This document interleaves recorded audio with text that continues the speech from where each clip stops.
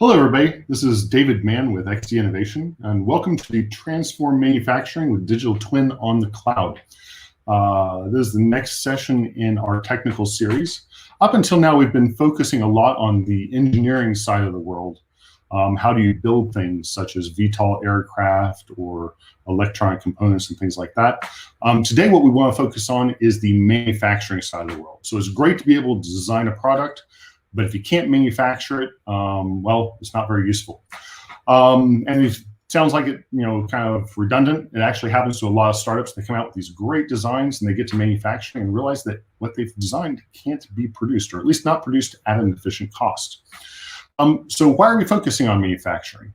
Like I said, it's a key process, making sure that you're actually able to get it over the wall into the manufacturing plant and produce it at cost. But manufacturing starts in engineering. So the earlier you can start your manufacturing planning processes, the ones that we're going to be talking about today, you can do that in coordination with the engineers as they're designing the products. You're able to work out some of those kinks very early on and make structural changes in your engineering design to better support your manufacturing. So some of you have probably heard of design for manufacturing. This is one of the ways you can do it, and having a platform like the 3D experience that allows you to combine both worlds together really facilitates that. So a little bit about manufacturing. Manufacturing, when you're working, well, start when you're engineering. Your engineering generally comes up with one model or one set of configurations of your product. But once you go out to manufacturing, manufacturing actually becomes a lot more complex because you have to deal with supply chains, multiple capabilities if you've got multiple manufacturing sites, and the availability of different products in different regions. So if you're manufacturing in Mexico, you're going to have access to different suppliers, different parts and different products than what you will if you're manufacturing in China or in, for example, Colorado. So when you're going into manufacturing, it's always going to be looking at how can I get a generic bill of materials, but then how can I get down to something that is specific to an individual factory. Now, the solution we're seeing today is going to be based on Delmia. It's one of the modules from 3D Experience, one of their brands. And we're going to be focusing on 4 or 5 main areas. Now, just to note that this can work with any CAD tool. So if you've done your authoring, you're doing your product design in SolidWorks, and you say, hey, sorry, this looks like 3D Experience stuff. I can't use it because 3D Experience might be CATIA. Not at all true. Any CAD tool you're using, whether it be SolidWorks, Creo, NX, Inventor, CATIA V5, CATIA V6, or some combination thereof, for example, in the hybrid assembly, can work with this solution. So today we're going to talk a little bit about MBOM, manufacturing bill of materials.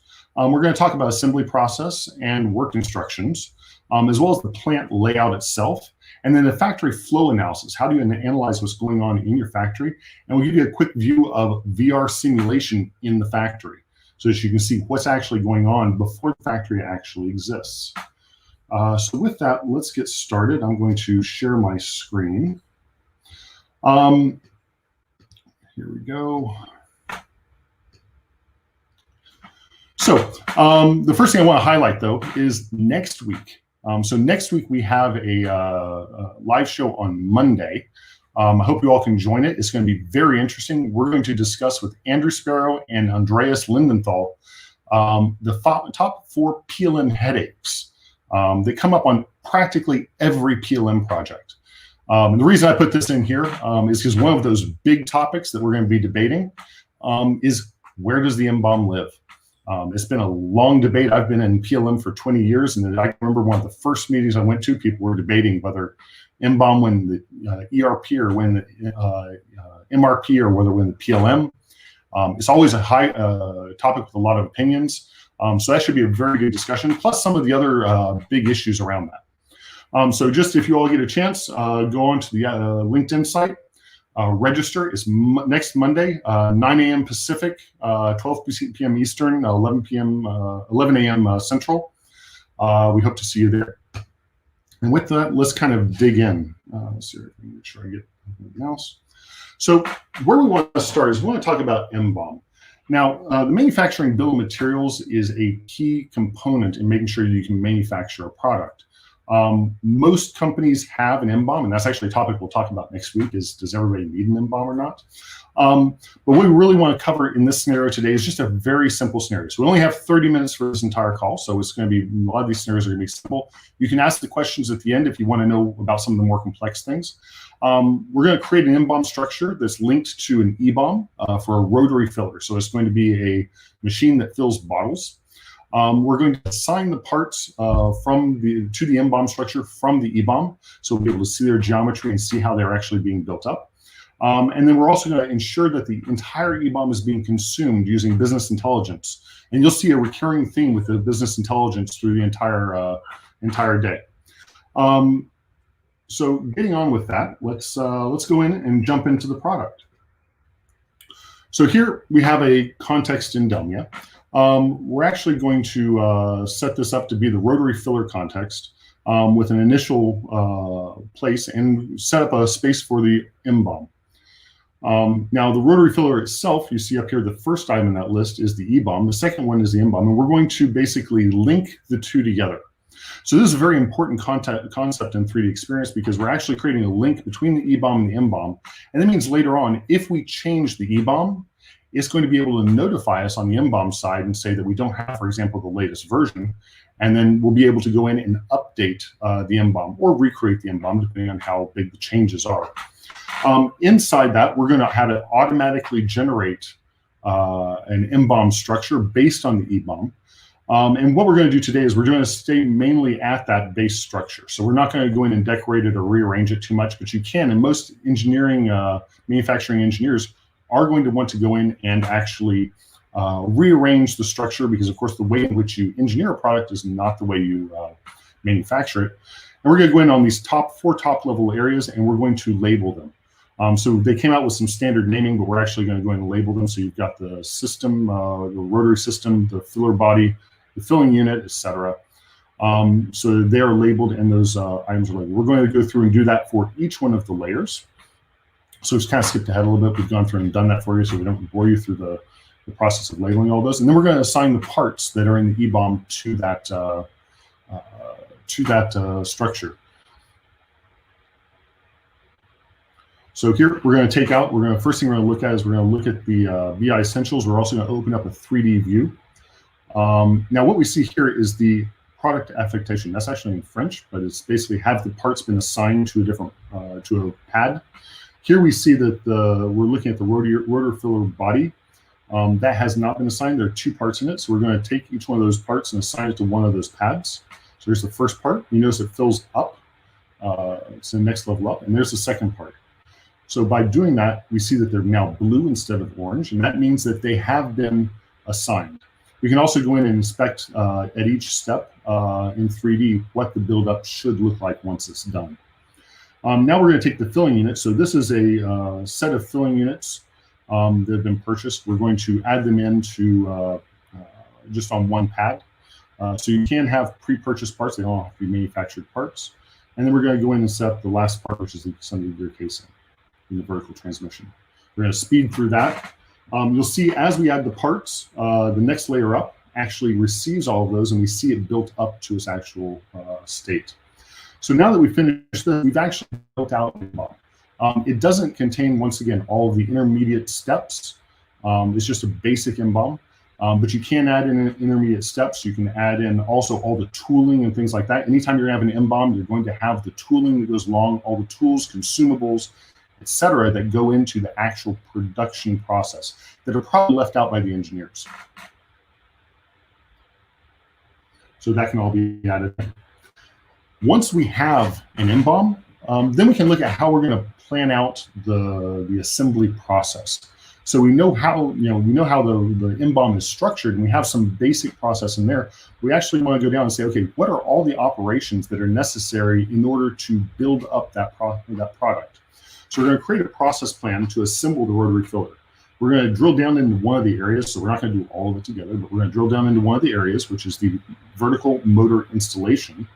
And that's where basically the stand plus the motor for that turning head. We're going to update the process plan and the flow for that. And then we're going to assign the manufacturing parts to each step in the process flow and make sure that they make sense. So let's go ahead and do that. Let's see, move forward. So here we see we're going to create a working plan for the filler module. We link the main MBOM route to that. So now we're not linking the EBOM, we're linking the MBOM to the process plan. So while at this stage it does look a little bit like how we started out with the MBOM, you're going to see in a second, this is not an MBOM, it is a process plan. So here are the 4 main areas of the MBOM, but they are process plan items. So we're going to name them so we understand what each part of the process is. So the installation of the rotary filler, the installation of the filling unit, the installation of the fluidic systems. We do that in here. We assign them. When we hit save, that's actually going to be reflected on each one of those tiles. And then we're actually going to attach the MBOM parts to that. So we attach it to each tile. So here we've added the transmission, and we add each one of them on there. Now, one thing to notice is some of them are a little bit transparent. It's because they haven't actually been connected together. So once we assign them in the flow, you'll see they become more solid, and that indicates that they are actually receiving parts from the previous, doing their build-up, and able to move forward. So let's dig down into this vertical transmission. So here we're going to dig down. There's actually about 10 steps in the assembly process for this. So we're going to go ahead and accelerate forward a little bit. We have our 10 steps. They're generically lined out when they're first created. We have one at the beginning, which is entering into the process, and one at the end, which is actually the exit of this process. So the process launch, and the process end is actually switching that product to the next station. Now, as we go through, we can reorder these, we can move them around. And what we're going to do is we're actually going to set it up so that the guidance rings on this filler are going to be done in parallel. So we can actually, we're just showing a very simple example here. There can be, for example, substations and offline stations as well that people go and do extra work and then route that back into the main line. That's all possible. Now we've added the parts, MBOM parts into the into each item. We're going to check to make sure that all the MBOM parts are correctly assigned, so they are in this. So we're looking at the vertical transmission. All the MBOM parts are assigned. You'll see the individual parts on there. It's because they're not connected yet. If we haven't connected them, they're only going to show the part. They're not going to show the build-up. So when we come into the process, there's going to take about 35 seconds to get launch the process, launch the machinery. And then when we leave, there's going to be about 125 seconds to move this assembly once the process is done over to the next station. So now what we're going to do is we're going to connect all these together. And you'll see as we connect the case plate to the guide rings are placed on the case plate. So we can see that we're now building up and creating a virtual build of that product. And we're going to go ahead and move that down. So we move in the pinion, and once we've added the pinion, it falls into place in the assembly. Same thing for the main gear case loading and the motor itself. So we load the motor on there and then take it and push it out to the next step in the process. Now they're going to save it there because he's finished this small process. That is now solid, so it's all been correctly assigned. You'll see that the bottom part, the base here on the rotary filler install is solid, but the rotary filler itself is not yet defined, so it's transparent. So we'll go through, we're going to skip forward a little bit. We've gone through, we've assigned all the parts, we've done all the process, and now we have a full process to build the rotary filler. From the base, building it up with the filler install, the filling units, and the fluidic systems. Once again, very simple example. So the next thing we're going to do, once we have kind of the process that we're going to use to build things, we're going to use that process and parts of that process in order to create work instructions. Work instructions, once again, are the instructions for the people on the line that they need to do their work properly. Now for this example, we're going to switch over to a different product just because the guys at Medtronic were nice enough to open source one of their ventilators. So we have a really good demo with the ventilator. So what we're going to do is we're going to take that ventilator, we're going to set up a set of processes, a set of steps in the process plan, create the visual instructions for these process steps. We're going to see how we go through and actually pull apart the MBOM that we have there, so the structure, pull it apart to create those process plans. We're going to add on some iconography as well as some text to describe the detailed process and how to obtain the required measurements. We'll see a torque wrench in there a little bit later on, showing how you would actually get the measurements. Then once we've got this process for this one workstation done, we're going to generate the work instructions in an HTML format. And that can be used, you can actually generate in multiple different formats. We're going to generate using XSL and XML. But that can also be injected into your MRP systems, such as Aprizo or others, or Ortems, actually on your shop floor. So with that, let's get into it. So here we have a top view of the work plan for this ventilator. And we're going to dig down into this particular step. This particular step has 4 different operations. And we're going to create the work instructions for those 4 operations. So you see the 4 operations on the top in kind of like a film strip. We have the product on the table. We're actually going to remove the table just because it kind of gets in the way during the creation of the instructions. So we're going to hide that, bring everything back up in. And then we're going to select everything at the top. So we need to separate this out so it would look like what it will look like when it comes onto that workstation. So it doesn't come on, obviously, fully assembled, because that's the whole point.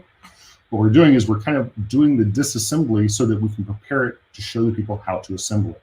So we separate the top off. We also pull off one of the sponge filters, this on the back of it, the air filter. We're also going to pull out some of the screws. So here we're going to drop down those screws. And you'll see that we've got a camera up here.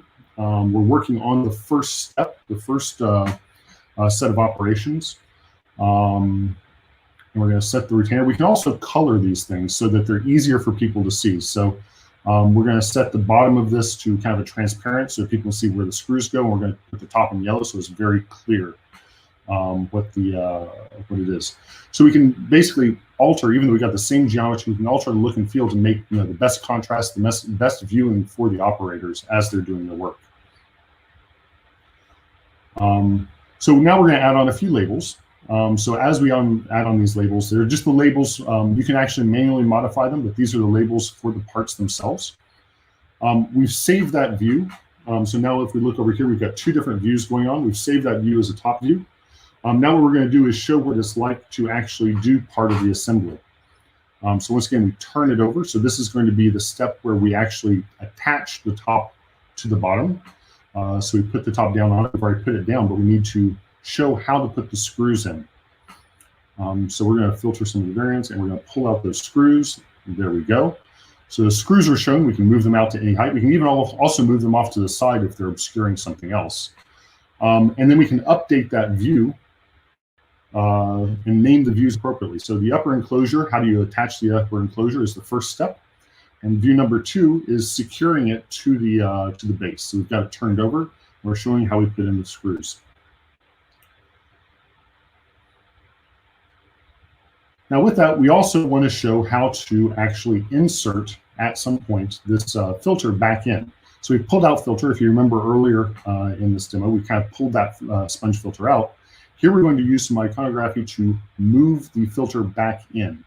We don't want to necessarily do it with words because words have to be translated. So if you've got multiple manufacturing sites, for example, one in China, one in Mexico, one in Sweden, you want to have as little text as possible. So you want to basically indicate to the person what operations have to be done. Now, in some cases, you will need to have text in your assembly instructions. We can have text in assembly instructions, and they are rich text. So you can make things bold, you can make them red, highlight things that really need to be highlighted. They're either dangerous or make it, so it's very readable. Set up the name of those sequences. There we go. Now we see what the overall enclosure is. So now if we look at the left-hand side, we've actually gone through, we've done basically all of the work instructions. We have some of the photos in here to show the person who's assembling what it should look like, what the tools they should be using, and also where to find, for example, the serial number and attach the serial number. Now, one of the other things we can do is we can put in instructions on how to gather information, because during the assembly process, of course, you want to gather information about how it's being assembled. So, for example, the torque, you want to record the serial number that's been assigned to that unit, etc. You want to be able to tell the people, tell the assembly operators that those are operations that they must do at every time. So now we've generated, so that last step that we did just there was generate the XSL.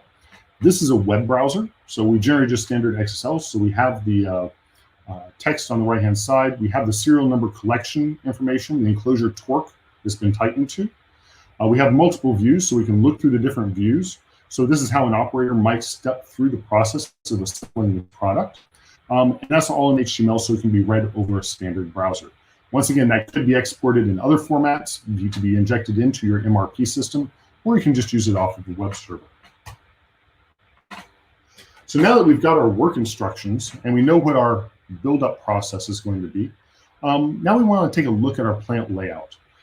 Because the layout of a plant, not everybody has the opportunity to lay out a plant. This is kind of if you're building your own plant or have your own workshop, you want to lay it out in a way that you're sure that you're going to get optimal output out of it. Because even though you have a great process, if your plant layout, the things are not close to each other, or the people are running into each other, or there's just a lot of distance that has to be covered, you may want to look at how you can speed that up, because that will affect the number of units you can get off of your line. So in this scenario, we're going to go back to the bottling plant example, and we're actually going to load the new bottling plant extension into a building. So there was an existing building, and the customer wanted to add on an extension for a bottling plant. Their existing plant, they'd actually point mapped it, so they'd gone out and got some point cloud and scanned it in 3D. And the first thing we're going to do is we're going to add some security barriers to the floor layout. That had not been done before, so we want to make sure that we have all those security things. We're going to show how some of the parameterized items in the catalog can be used. We're going to insert a robotic arm to do some packing of the bottles onto the pallet. We're going to simulate the running line and see how those packed pallets are moved around the shop floor. We're actually going to optimize that because what you'll see is it turns out that it's not that the pallets are sitting there, the forklift is not being optimally utilized. So we want to see what changes we can make to this factory to make that more efficient. So here we are. We've got kind of the floor plan on the left-hand side. We've got that point cloud that the customer had generated over here on the right. So it's not real high fidelity, but it doesn't need to be. It just gives us kind of the general layout. But we're going to attach on this new part of the building. Here we see this new bottling line that they're going to be putting on. Over on the left in the green, we have the racks, the storage racks. In here, inside this enclosure, we have the actual bottling line itself. We can see that where the people would be operators and the operating stations, as well as some of the offices. And what we want to do here is add in this fence. Just because physical distance, we want to separate out for some of the regulations, separate out the bottling line operation area from the stock areas. So here we're going to take a fence. We're going to insert it into the plant, and it is going to be a parameterizable, I can't say that today, fence. So we're going to give it a length, and we're going to say okay, and that's going to insert in. We're actually going to insert in 2 more of them, so we're going to reuse it 3 times. And those are of course intelligent objects. So they have some snap to capability and things like that. So we're going to say snap to this line, which we've added in, and say line it up with the corner on the end there. Now we can move these things around, and what we're going to do is snap these other fence pieces in there. Go ahead. There we go. So we're going to take that connecting port, connect it right up to that fence, and it snaps in there. So now they're linked together. We'll do the third one, and we'll be able to show that we can move that around. So if we wanted to move it at a different position, we can do that. So we snap those 3 together. If we move one of them, all of them will move together. So they are considered one block. We actually, we can put them anywhere we want, but we're actually going to snap them back to the endpoint there. So now we have our safety equipment in there. We're going to take a top-down view look at this, and what we want to do now is insert the robotic arm. So we're going to choose the 5400. We're going to start with that one. Our engineer goes in, takes a look at it, wants to explore, and he opens up the robotic arm. This time it comes from ABB. And he's going to insert that robotic arm onto the pad that was destined, in order to do the work. So he's going to insert it there, drop it in. Now he needs to turn it around a little bit because it's pointing the wrong direction, so he rotates it, positions it, gets it in the right place, and we can take a good look at it. So let's get rid of the other robotic arm there. So we're looking at it in context, so that's the robotic arm, but that doesn't look like the right robotic arm. That can't really handle pallets. So let's go ahead and take a look for another one. The IRB 6600, let's take a look at it before we insert it in. So we've done a search. We can see the 3D, and yep, that looks like the right one. So let's open that one up in the system in 3D Experience. And let's replace the existing robotic arm with that one. So I hit a replace action, I go in, I select the new robotic arm, tell it to replace it, and it replaces it with the same orientation. So it's using the same general parameters, and we can just move it around a little bit to get it in the right, exactly the right position. And we're all set. So now we have a robotic arm that's going to be able to transport those packs onto the pallet. So now we're going to simulate the actual running of this bottling line. So we see a person loading bottles. It's got a certain, he's able to do that at a certain speed. And we see the robotic arm taking those packs of bottles, putting them on the pallet. And then we see how fast that pallet is loading and how long it's going to take in order for it to be filled up and for the forklift to come around. Now what we're seeing is if we put two people over here on this side, they can actually load a lot faster, but our machine is not running it fast enough. So we're noticing that we're getting some backup on this. So we can modify some of the parameters. We can see through some of the graphs where the behavior is not going in. So we want to set the wait time to be a little bit lower so it doesn't have a backup, and we're able to load in our bottles one after another. So we modify the parameters of the system in real time and see that our kind of delays are going down. Now, the next thing we want to look at is this transportation. So down here at the bottom of the screen, that big black area is the loading docks. So the forklift picks up those bottles and then transports them to the loading dock. And we've set this kind of path for the forklift to go on every time. But what we notice is it's not real efficient. So we can generate a report and we can see the different things. So we see the conveyors, we see the AGVs, and here we're looking at the cycle time. When we go up and look at the AGV, the forklift is actually taking a lot of time, and it's a lot of time in unused, it's not got a load on it. So what we did was we moved the loading dock over to another side of the building so that the forklift has a smaller space to go. I think in the middle there, they're expecting to have some items in the middle there, so that's probably not going just directly right around. But if we do this model as opposed to having the loading docks on the other side of the building, the forklift is able to pick up and spend more time actually transporting goods than just running around empty. And we see that actually in the metrics. So we're able to simulate that and see it directly in the metric reports that we run. So now we've kind of optimized our plant layout. We've seen how we can do a little bit of work on laying out the factory. Now what we want to do is go in and analyze a factory flow, show some of the analysis that we can do, and some of the charting and things like that is available. And also go in and take a look at what a factory would look like running in VR before it's ever been built. So in this scenario, we're actually going to go into a car seat production line. And this car seat production line has both robots and people on it. The tool actually has a lot of facilities in it for managing the security distances and things like that. I'm not going to show that here today, but there are a lot of course, safety distances and enclosures and things like that that you'll want to put in there. And Delmia will help you with that positioning with all of those safety regulations. We're going to analyze some of the performances of these the line in terms of their KPIs, and we'll be able to see that graphically while the line is operating. We can create some reports that will also help us optimize this line a little bit and make sure we understand that it's running optimally.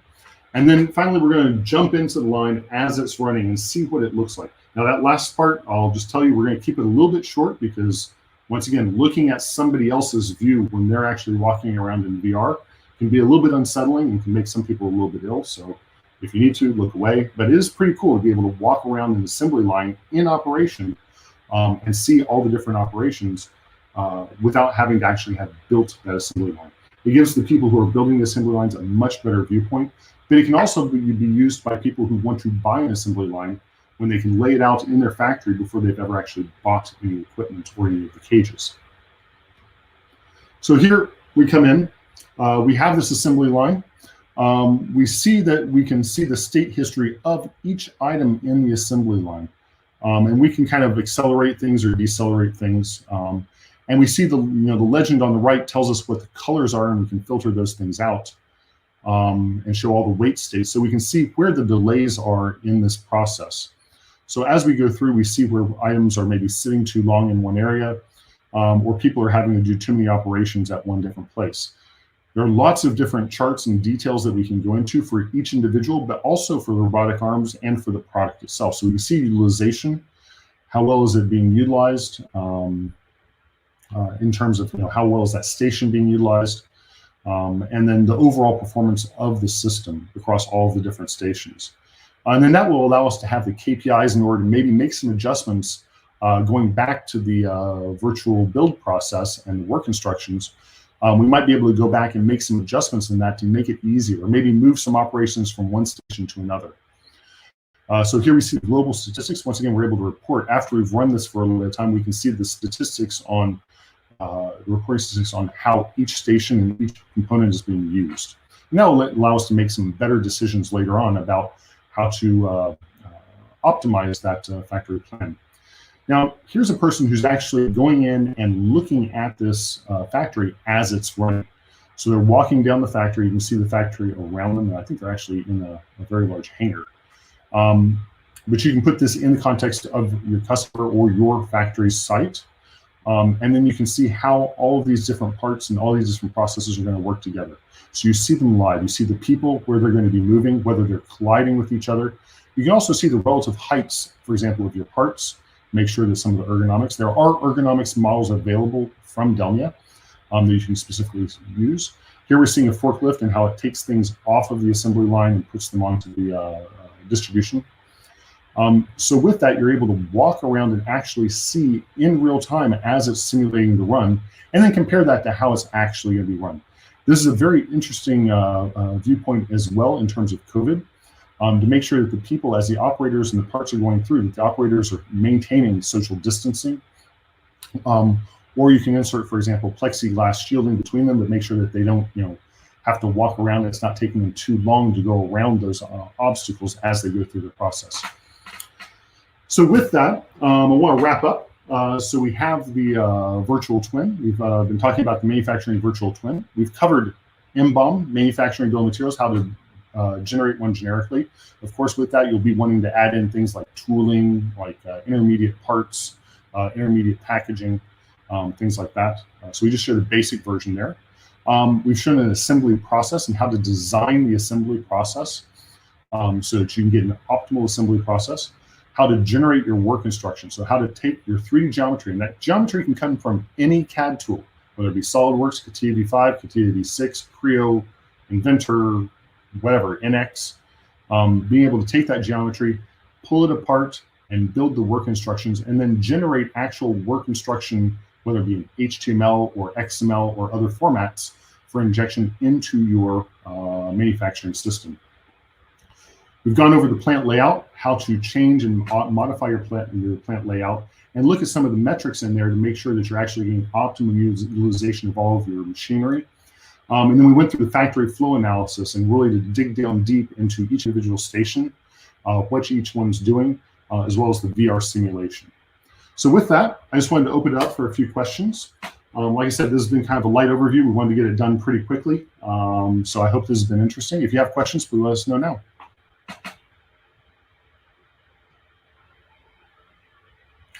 So let's see, we have Josias. How can you integrate topics like CNC machining and other part fabrication processes?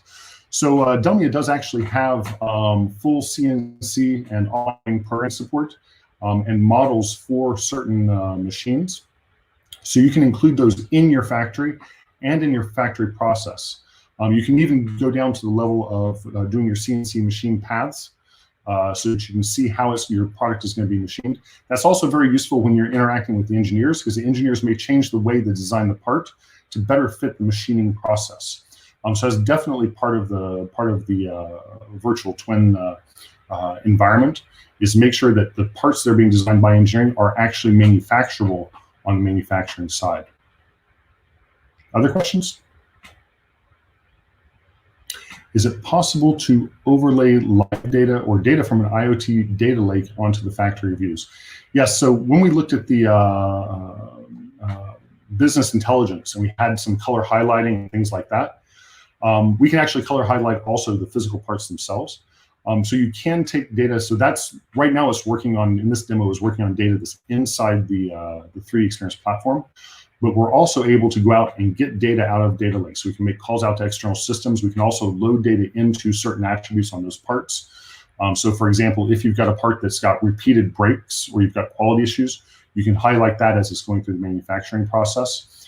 Or if you're seeing delays in the actual process, you can compare the times in the actual process versus the actual process versus the simulated process, and maybe highlight the parts or the workstations that are slower or faster than what they should be.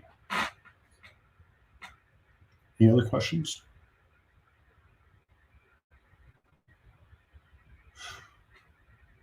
Well, if there's no other questions, you can always send me an email, dman@xdinnovation.com. I hope you all have enjoyed this manufacturing virtual twin kind of walkthrough with Delmia. And I hope you have a great rest of your day. You'll be able to find a recording of this online. Feel free to spread it around. Thank you all. Have a great day.